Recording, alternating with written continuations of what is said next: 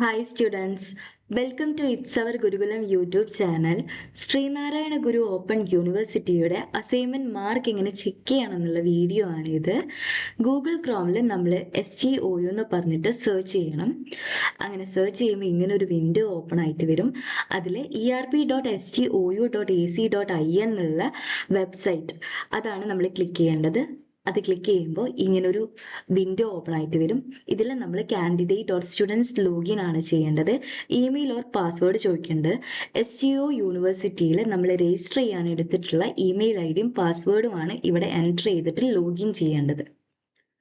Okay, email ഐഡിയും പാസ്വേഡും enter ചെയ്തതിന് ശേഷം നമ്മൾ ലോഗിൻ ചെയ്യാണ്.